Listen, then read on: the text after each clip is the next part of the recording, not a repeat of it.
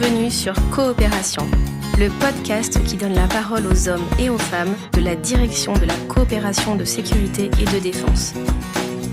Est-ce que vous pouvez vous présenter ? Lieutenant-colonel Romain. Capitaine de frégate Jean-Baptiste. Chaque jour, ils sont plusieurs centaines à former, soutenir et accompagner des dizaines de pays partenaires, faisant de la DCSD un outil privilégié de la politique diplomatique française.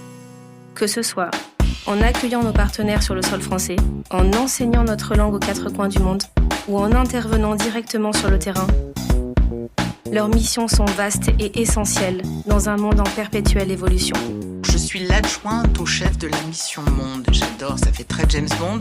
Des confins de l'Afrique aux horizons lointains de l'Asie, de la direction centrale jusqu'aux forêts d'Équateur, nous vous emmènerons dans un voyage sonore à la rencontre de celles et ceux qui font vivre l'action internationale de la France. Votre poste aujourd'hui, il consiste en quoi ?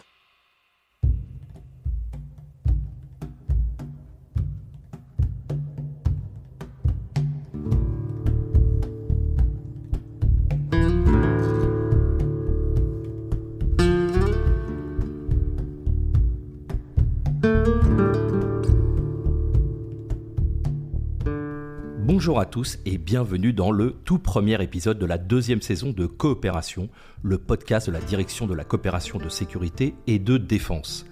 Comme lors de la première saison, nous vous proposons d'aller à la rencontre des hommes et des femmes qui agissent chaque jour au nom de la France dans plus de 50 pays à travers le monde. Pour cette première rencontre, nous allons franchir les 7183 km qui nous séparent de Saint-Domingue, la capitale de la République dominicaine, dans l'archipel des Grandes Antilles de la région de Caraïbes. La République dominicaine est située sur la partie orientale de l'île d'Hispaniola, partageant la frontière avec Haïti. Aujourd'hui, ce pays est considéré comme le plus prospère des Caraïbes, en grande partie grâce au tourisme qui attire des vacanciers du monde entier. Malheureusement, cette région est aussi considérée comme une plaque tournante du trafic de drogue, car proche des trois pays principaux producteurs, le Pérou, la Colombie et la Bolivie. On estime à plusieurs centaines de tonnes le transit de cocaïne qui est ensuite expédié vers le continent européen.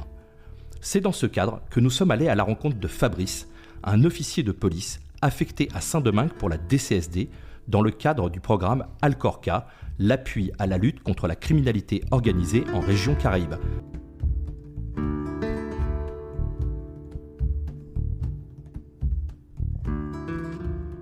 Fabrice, bonjour. Bonjour. Fabrice, vous êtes actuellement le coopérant de la DCSD pour le programme Alcorca. Mais pour commencer, j'aimerais savoir comment vous êtes arrivé à la DCSD. Je suis arrivé à la DCSD après avoir une vingtaine d'années de carrière dans la police, où voilà, j'ai souhaité m'orienter vers l'international pour donner une nouvelle orientation à ma deuxième partie de carrière. Et vous avez connu comment la DCSD ? Alors, j'ai découvert la DCSD en intégrant la DCIS, où j'ai passé 2 ans avant de partir en poste. D'accord. Vous avez fait vos études en Charente-Maritime avant de commencer votre cursus d'officier de police en 2003. J'ai une petite question assez classique. Vous avez toujours voulu être policier ? C'est une vocation ?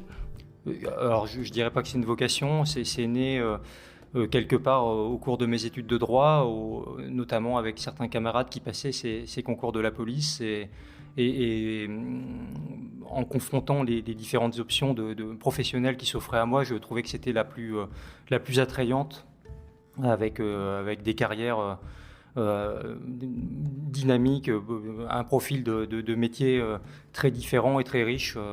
Et au final, je pense que avec le recul, c'est devenu assez rapidement une évidence. Justement, à propos de cette carrière, est-ce que vous pouvez nous en parler un petit peu ? Alors, j'ai commencé par une douzaine d'années à Paris, à la DESPAP, la direction de sécurité on va dire la sécurité publique pour être plus schématique, où j'ai occupé des postes successivement en arrondissement, sur le 14e arrondissement, autant en encadrement de voies publiques, en encadrement d'unités judiciaires.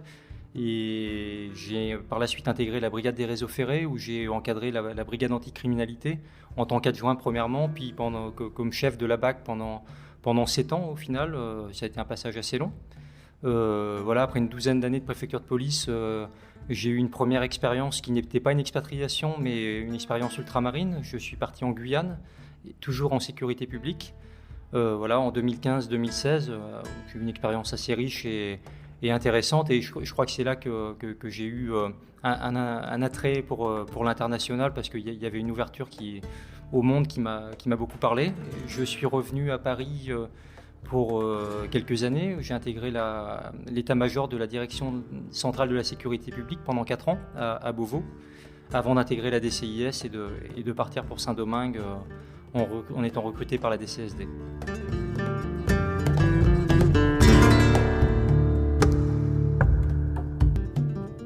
Bon, alors, vous avez déjà un petit peu précédé ma prochaine question. Sur le côté du travail transnational, notamment sur le trafic de stupéfiants, la première fois que vous avez vraiment travaillé là-dessus, c'était lors de votre affectation en Guyane et finalement un peu plus tard sur votre poste à la DCIS, c'est ça ? Exactement. Après, l'ouverture à l'international, finalement, je l'ai découvert depuis Paris, puisqu'on s'aperçoit très rapidement quand on est policier qu'on travaille sur la criminalité organisée, notamment lorsque j'étais en poste dans le métro parisien, que notre délinquance n'a pas de frontières. Et déjà à Paris, on était confronté à des phénomènes de criminels transnationaux, puisque nos pickpockets viennent d'horizons divers. Voilà, donc déjà en termes d'analyse de la criminalité à laquelle on est confronté à Paris, j'avais déjà cette idée que la criminalité dépasse nos frontières. Aujourd'hui, vous êtes en République dominicaine. Déjà, à titre personnel, moi j'aimerais savoir comment ça se passe les premiers jours quand on arrive. C'est un choc ? Ouais, c'est un choc agréable, on va dire. Le climat est clément, le pays est accueillant, les gens sont sympathiques. On est bercé dans une ambiance musicale assez rapidement. C'est un pays très agréable à vivre. Ce n'est pas un pays forcément facile à vivre au quotidien, puisqu'il y a un certain nombre d'inégalités sociales, de problématiques de pollution, de trafic routier, comme dans beaucoup de pays qui sont en voie de développement. Mais l'arrivée a quand même été assez facile. Avec un prédécesseur, il y a un tuilage quand on prend un poste à la DCSD ? Alors non. Le tuilage, je l'ai organisé à titre personnel en prenant une petite semaine de vacances pour venir avoir une première approche du pays, prendre quelques vacances. La République dominicaine était un pays que je ne connaissais pas. Et bien entendu, je suis allé à la rencontre de mon prédécesseur. On a passé quelques jours ensemble où il m'a beaucoup briefé sur le poste. En venant en République dominicaine, est-ce qu'on vous demande de parler parfaitement, en tout cas très bien l'espagnol ? Alors, très bien. On est testé avant de partir. On est testé, on est soumis à un jury et l'examen en langue fait bien entendu partie de l'épreuve éliminatoire. Si on ne parle pas la langue, on ne part pas dans un pays à l'étranger. Alors maintenant, on va rentrer un petit peu dans le vif du sujet. Est-ce que vous pouvez nous décrire un petit peu, et puis même pas qu'un petit peu, votre poste ? Alors, je suis donc expert technique international en charge du programme d'appui à la lutte contre la criminalité organisée en région Caraïbes, donc le programme Alcorca, qui est un programme qui existe maintenant depuis 8 ans, qui a vocation à aider les pays partenaires de la région, donc on a 11 pays partenaires, à se renforcer dans la lutte contre les trafics de stupéfiants et la criminalité organisée, essentiellement par la formation.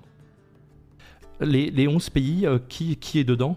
Alors nous avons, je vais vous les citer par ordre alphabétique, nous avons la Barbade, le Costa Rica, Cuba, la Dominique, Haïti, la Jamaïque, le Panama, la République dominicaine bien évidemment, Sainte-Lucie, Saint-Vincent et les Grenadines et Trinidad et Tobago. Alcorca, ça existe depuis combien de temps ? Alors le programme a vu le jour officiellement en avril 2016. Qui a initié ce programme au départ ? Alors, il a été initié par le service de sécurité intérieure en fonction à Saint-Domingue, qui avait déjà un programme embryonnaire d'aide à la lutte contre la criminalité organisée, mais en bilatéral avec la République dominicaine. Et l'un de mes prédécesseurs a porté ce projet de création d'un programme régional. Aujourd'hui, dans le détail, ça consiste en quoi, Alcorca ? Alors, dans le détail, ça consiste à réunir les partenaires de la zone autour d'actions de formation, essentiellement des séminaires thématiques, mais également de la formation parfois plus technique, en faisant appel à l'expertise de nos services français. Alors, il y a un point important qui est que Alcorca c'est un programme de coopération spécifiquement policier, c'est un programme de coopération interministérielle. Donc, nous faisons autant appel à l'expertise policière, évidemment de nos camarades gendarmes également, mais également des douaniers qui sont très présents sur Alcorca, de nos magistrats et de nos forces armées aux Antilles, notamment, qui ont participé à notre dernier atelier. Voilà, on a une ouverture assez large dans le spectre de nos actions. Mais le leader d'Alcorca, c'est bien la République dominicaine. Tout à fait. Alors, Alcorca s'appuie sur son partenariat avec la Direction nationale du contrôle des drogues, la DNCD, qui est la plus grosse agence de lutte anti-stupéfiants de la Caraïbe.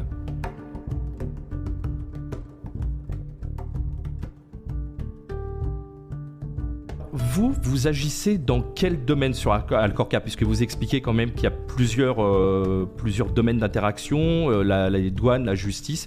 Votre spectre de travail, il se situe à quel niveau ? On a un spectre d'action assez large, qui est la lutte contre les stupéfiants et la criminalité organisée. Souvent en rapprochement avec le trafic de stupéfiants, donc on va aborder notamment les trafics d'armes. On peut aborder les aspects cyber, l'utilisation des outils numériques, notamment par les réseaux de trafiquants de stupéfiants. On a effectivement un spectre d'action assez large et on propose une programmation à nos partenaires. On essaie de recueillir les besoins de formation de nos pays partenaires. Alors les besoins de formation ici sont quand même relativement importants. On essaie d'identifier les faiblesses, de voir où on peut apporter une marge de progression et sur cette base-là, on va proposer notre programmation. Votre programmation sur les séminaires ou sur d'autres choses ? Sur les séminaires, les ateliers de formation, l'ensemble de nos actions sont programmées. Donc ça veut dire que concrètement, vous êtes, sur Alcorca, aussi une des forces de proposition ? Je suis la force de proposition d'Alcorca puisque j'établis la programmation que je soumets bien évidemment à mon attaché de sécurité intérieure qui est mon chef fonctionnel qui lui est situé en Haïti, qui a compétence sur Haïti, la République dominicaine et la Jamaïque. Voilà, ça fait l'objet d'un échange, bien évidemment. Moi, je recueille les besoins des partenaires, je fais une proposition de programmation que je soumets à mon ASI, qu'on soumet par la suite à la direction centrale à Paris, la DCSD. Mais jusqu'à maintenant, la programmation exécutée par Alcorca a été proposée par l'ETI. Donc ça veut dire que vous faites en plus la liaison entre les partenaires, la République dominicaine en particulier, puisque vous êtes sur place, et l'ASI, enfin et tous les intervenants français qu'il y a autour, et internationaux. Exactement. Exactement. Dans ce projet, est-ce qu'il y a d'autres membres de la DCSD qui participent ? Vous êtes le seul ? Je suis le seul en poste, avec un back-office parisien, bien évidemment, mais de la DCSD, je suis le seul en région Caraïbe. En revanche, en partenaire français, vous avez contact, alors bien évidemment avec l'ASI, mais avec les autres ministères. Tout à fait. Alors on a la chance, Alcorca a la chance d'avoir dans la région des îles françaises, nous avons la Martinique, la Guadeloupe, la Guyane, Saint-Martin qui sont en mesure de nous apporter de l'expertise puisqu'on a dans nos territoires ultramarins l'ensemble de nos services de police, de justice, de douane qui sont représentés. La Martinique et la Guadeloupe ont par ailleurs des voisins caribéens intégrés dans Alcorca. C'est le cas de la Dominique et Sainte-Lucie avec lesquels on partage de nombreuses problématiques criminelles, notamment dans le trafic de stupéfiants.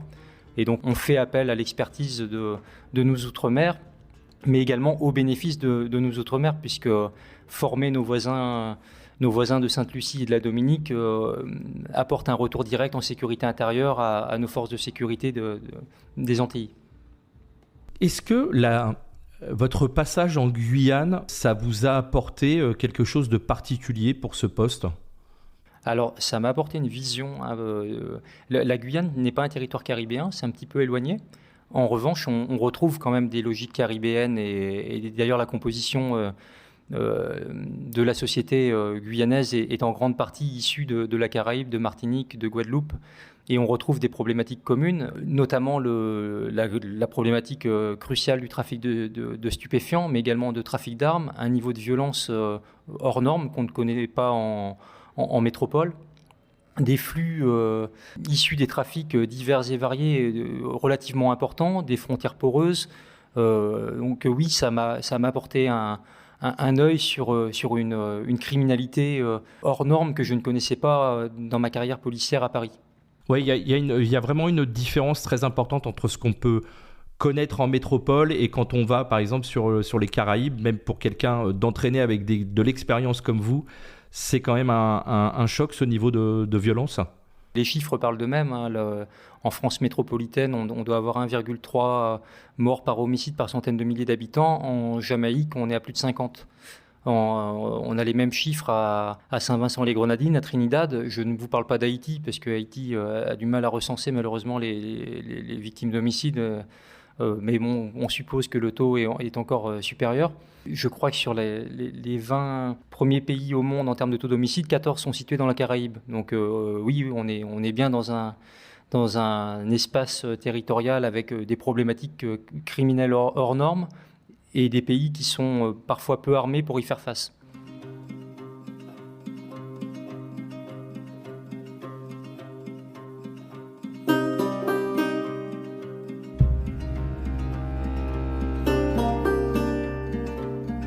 Aujourd'hui, dans votre travail au quotidien ou sur des événements exceptionnels, notamment comme les séminaires, quelles sont vos relations avec la DCSD, avec la partie centrale ? Alors la relation, elle est fluide. On va dire qu'on est dans une relation moi j'informe la DCSD de tout ce que je fais, de ma programmation, du déroulé de cette programmation, de la mise en œuvre de mes actions. Je vais informer autant en amont qu'en aval. Je vais rendre compte également, bien évidemment, puisque la DCSD est également le bailleur financier d'Alcorca. À ce titre-là, je me dois d'expliquer comment j'ai dépensé les deniers publics pour Alcorca. Et donc les échanges, ils sont fréquents, fluides et réguliers. Voilà. C'est essentiellement, dans mon sens, un rapport d'information sur mes activités. Et bien évidemment, on peut avoir des échanges sur la pertinence de mes actions, sur les objectifs à atteindre, une relation employeur-employé, si on peut dire, relativement classique, à 7000 km de distance, souvent par mail, mais très facilement par téléphone quand on a besoin de se joindre.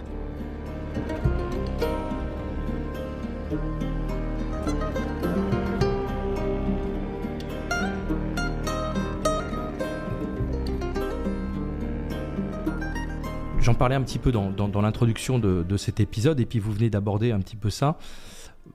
C'est pas une question piquante, mais c'est vraiment pour savoir quel est aujourd'hui l'intérêt de la France de participer à Alcorca ?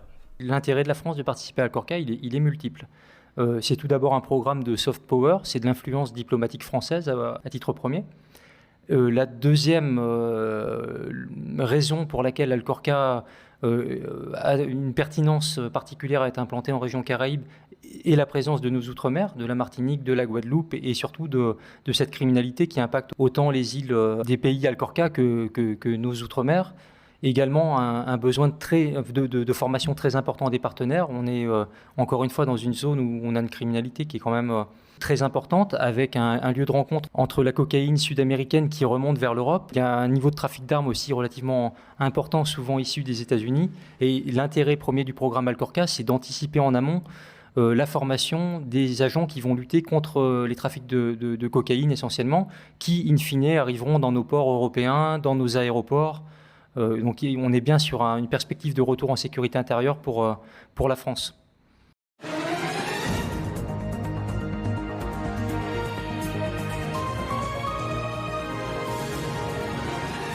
Ces images viennent de nous parvenir. Des centaines de ballots de cocaïne déchargés à la grue sur le port de Fort-de-France pour une saisie historique. Le 15 août, à 1200 km des côtes de la Martinique, au milieu de l'océan, la Marine nationale intercepte ce bateau de pêche et y découvre 10 tonnes et demie de drogue. À bord, 9 personnes de nationalité brésilienne, colombienne et vénézuélienne sont interpellées et placées en détention provisoire. Depuis plusieurs mois, les forces françaises multiplient les saisies d'ampleur aux Caraïbes. Exemple, avec ces 1400 kilos interceptés en pleine nuit, cachés dans un bateau de pêche. Ou ces 2,4 tonnes de cocaïne retrouvées dans une embarcation vénézuélienne. Alors là, vous en parliez à l'instant. Aujourd'hui, le travail sur le narcotrafic, il est beaucoup plus large que le narcotrafic en lui-même. Il y a, vous en avez parlé sur le trafic d'armement, mais il y a aussi la cyber qui est devenue un sujet vraiment, un enjeu important. Tout à fait. C'est effectivement beaucoup plus large. On peut aussi parler du blanchiment, de la saisie des avoirs criminels, suivre l'argent du crime, qui est le nerf de la guerre, et tous les outils qui sont employés par les narcocriminels pour parvenir à leurs fins.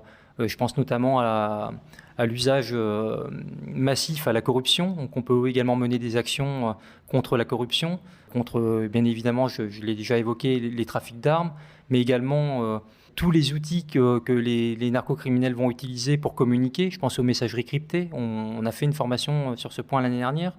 Les crypto-monnaies qui vont leur servir pour blanchir et dissimuler le bénéfice criminel. Donc on est sur un spectre beaucoup plus large, effectivement, que le simple flux d'une matière qui va d'un point A à un point B pour arriver à un point C en Europe. Ce qui vous a obligé à diversifier vos compétences ? Oui. Les compétences de l'ETI Alcorca sont très larges. Moi, j'avais pas forcément de compétences cyber, de compétences sur le blanchiment d'argent. Donc, je fais appel à nos experts français dans les différents domaines et j'apprends en même temps. Et de la même manière, le travail de l'ETI fait appel à une compétence particulière qui est la compétence de gestion de projet, la compétence d'organisation d'événements. Donc, oui, le spectre de mes compétences est considérablement élargi.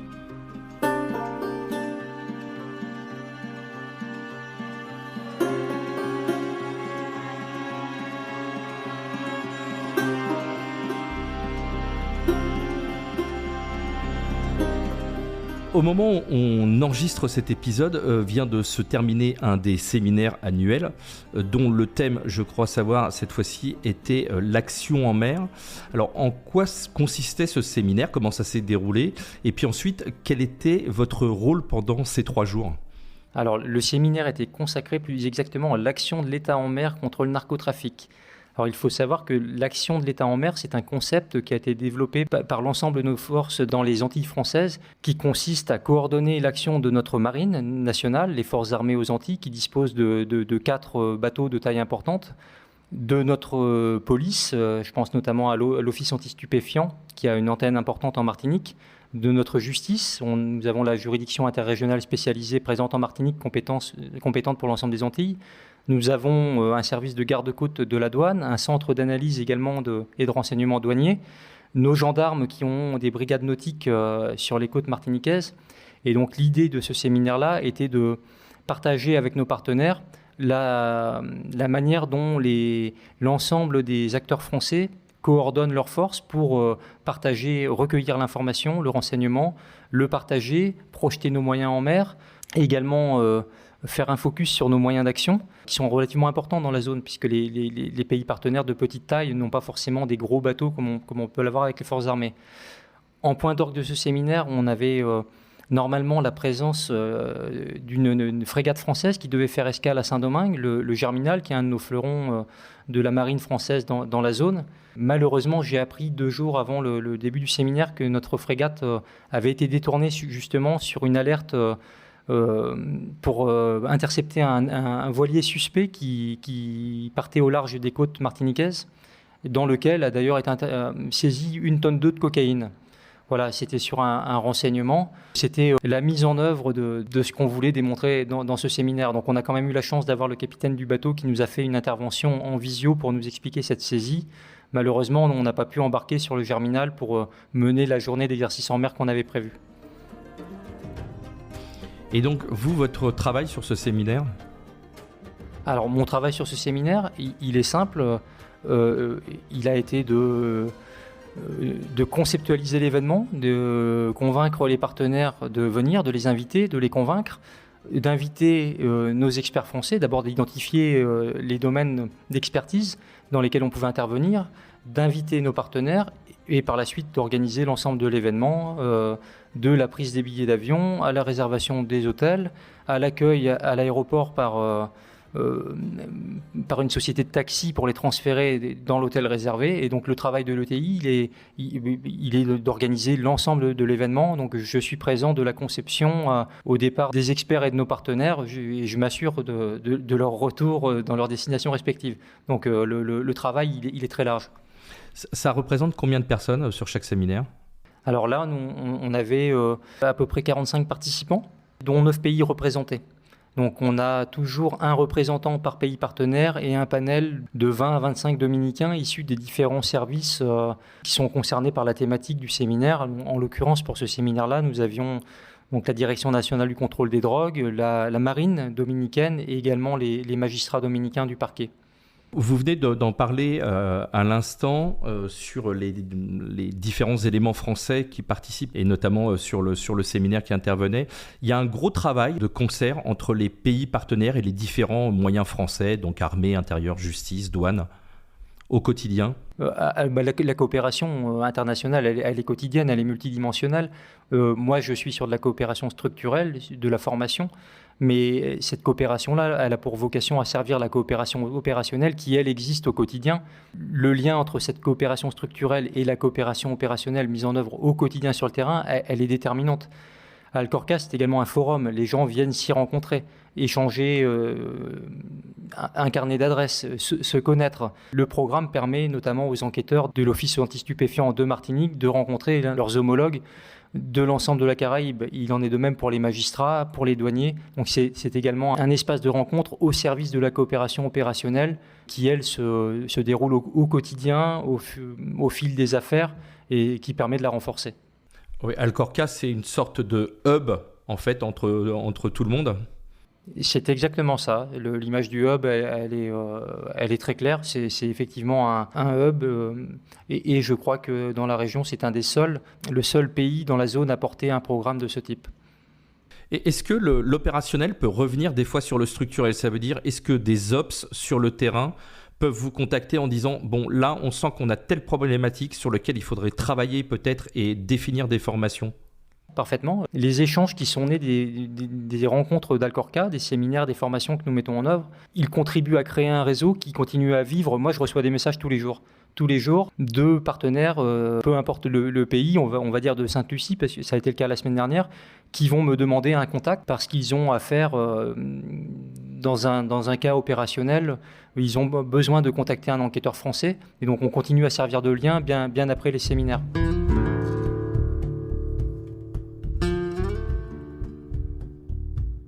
Quelle est votre plus-value et plus généralement la plus-value de la France dans cette coopération ? Ça pourrait être un autre pays. Qu'est-ce que la France, elle apporte en particulier ? Alors, la plus-value de la France, en fait, il faut réaliser depuis Paris que la France est une puissance caribéenne. La France dispose de territoires en Caraïbes, la Martinique, la Guadeloupe, Saint-Martin, la Guyane, et dispose de moyens que les partenaires caribéens n'ont pas. Encore une fois, on a des pays, la Dominique fait 70 000 habitants. Ces pays-là, Sainte-Lucie, 200 000, la Barbade, 180 000, ces pays-là ont des moyens très limités. La France, elle est une puissance régionale. À ce titre-là, à travers ce programme de coopération, on apporte une plus-value en formation, on apporte une plus-value en moyens, on apporte une plus-value en partage de renseignements, puisque les partenaires ont également besoin de bénéficier des renseignements qui peuvent être recueillis par nos services français. On retourne sur l'idée qu'on est sur un programme de soft power et d'influence diplomatique, de positionnement de la France en zone Caraïbe. Alors justement, moi je voudrais rebondir là-dessus, sur cet outil d'influence. Quand on est coopérant de la DCSD, on est un des représentants de la France. Est-ce que ça rajoute une pression supplémentaire ? Vous êtes sous le regard dans un pays étranger, intégré dans un pays étranger, H24. Est-ce que ça met un peu plus de pression quand on prend ce poste ? Alors je ne sais pas si ça met de la pression, mais on en a très vite conscience. On a très vite conscience qu'on sort de nos étiquettes de commandant de police, expert technique international. Le partenaire ne fait pas la différence. Les partenaires ont affaire aux coopérants français. On sort très vite des questions de grade, de service, d'appartenance. Moi, je suis policier, mais je représente autant nos forces armées que la gendarmerie, que l'ensemble des services français. On représente l'ambassade de France et la France. Alors, moi, j'ai pas l'impression que ça me mette une pression particulière, mais il faut quand même en avoir conscience, effectivement, dans ces prises de parole, dans les messages qu'on délivre.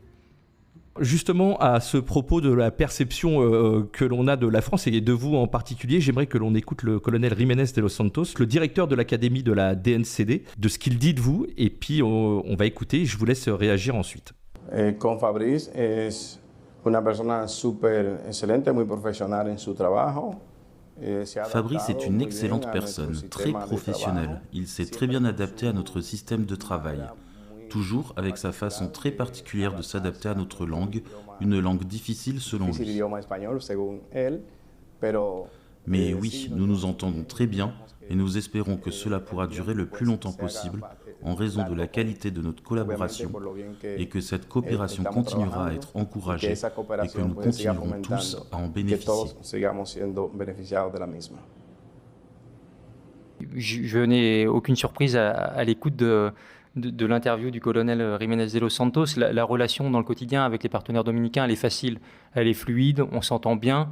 Ils sont très en demande, ils sont très ouverts à notre coopération, très ouverts à nos propositions. Ils nous aident énormément, notamment dans l'organisation matérielle des séminaires. On a besoin de leur appui à tous les niveaux pour nous recevoir, pour la technique, pour le secrétariat, pour de nombreux sujets. La relation humaine, bien évidemment, prend le pas assez rapidement sur les fonctions. Les Dominicains sont sympathiques. Il y a également des relations interpersonnelles qui se nouent. Je suis toujours prudent, en revanche. Je garde la conscience que je ne suis pas dans mon pays, que je n'ai pas la main sur le service partenaire. Donc il y a une manière d'aborder les choses. Moi, je leur fais des sollicitations parfois incroyables. Pour le dernier séminaire, j'ai sollicité une visite de leurs forces armées, de leur marine, une visite d'un de leurs bateaux. C'est parfois compliqué, il faut amener les choses avec diplomatie, avec une certaine patience. Il y a également des différences de fonctionnement culturel. Les Français sont très prévoyants, on programme beaucoup, les Dominicains beaucoup moins. Donc on a des différences de fonctionnement, mais au final on s'entend bien. Et surtout, ils sont un appui précieux.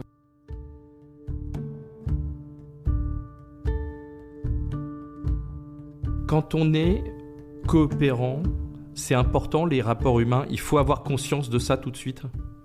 Complètement. On ne fera rien si les rapports humains ne sont pas de bonne qualité. Il y a toujours une méfiance, un temps d'approche quand on prend le poste. On apprend à s'apprivoiser, on apprend à comprendre les spécificités culturelles du pays dans lequel on se trouve. Ça, c'est pas toujours une évidence. Dans les manières de fonctionner. Mais oui, bien sûr que la relation humaine, elle est déterminante. Qu'est-ce que vous apporte cette mission à titre professionnel, mais aussi à titre personnel ? C'est une expérience incroyable, tout simplement. On sort de son univers parisien, ou pour ce qui me concerne de la police, un univers hiérarchisé, bien structuré. On a un chef parfaitement identifié, on est intégré au sein d'un service parfaitement identifié. Là, on se retrouve dans un univers culturel différent, avec un degré d'autonomie qui est assez unique. Et donc forcément, on apprend tous les jours, parfois à son détriment parce qu'on fait des petites erreurs, parfois avec du stress. C'est une fonction qui est très engageante et qui peut parfois être stressante, notamment dans les situations de prise de parole en public, lorsqu'on organise des événements importants. Au final, c'est une expérience particulièrement riche. Ouais. Parce que le gap, il est quand même énorme entre la BAC 14e arrondissement et être coopérant en République dominicaine. Oui, tout à fait, oui, effectivement. C'est un autre univers, mais ça, c'est ce qui fait la richesse de ces expériences à l'étranger, justement, c'est ce qu'on vient chercher. On vient chercher une expérience différente et on est parfaitement servi. Si vous pouviez repartir dans quelques années sur un autre poste de la DCSD, il y a un pays ou une mission que vous aimeriez faire ? Vous avez déjà regardé un petit peu ? Alors oui, j'ai pas regardé un petit peu.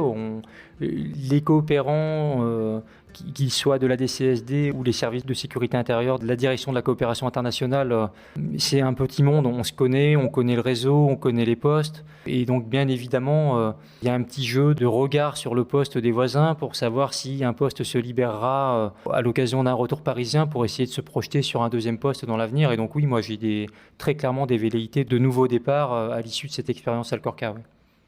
Après presque 2 années passées en son sein, aujourd'hui, quelle est votre vision de la DCSD ? La DCSD, c'est une institution qui est assez unique, que je ne connaissais absolument pas, dont j'ai appris la connaissance simplement en étant à la DCIS et finalement assez peu avant mon départ ici. C'est une institution qui nous accorde une grande confiance, qui nous donne une grande autonomie, avec laquelle le fonctionnement est assez facile, les rapports sont fluides. Je pense qu'il n'y a pas d'équivalent dans d'autres pays que je côtoie ici, qui ont présence en République dominicaine. Personne n'a d'organisme similaire. Oui, c'est assez unique. S'il y a un collègue qui vous appelle pour vous remplacer, pour vous succéder, vous allez lui dire quoi quand vous allez lui décrire le poste ? Alors, je vais... Et si vous demande, est-ce que ça vaut le coup de venir ? Très clairement, je lui répondrai que oui, avec un briefing assez cadré, et en fait, notamment sur la motivation. Parce qu'il faut quand même avoir un degré de motivation assez important, avoir conscience que c'est pas simple, que le poste en lui-même est compliqué, qu'il fait appel à un certain nombre de compétences, qu'il est très engageant en termes d'investissement personnel. Mais oui, je le recommande très très fortement, avec cette réserve d'être sûr que mon collègue remplaçant aura la même envie de s'investir dans cette mission.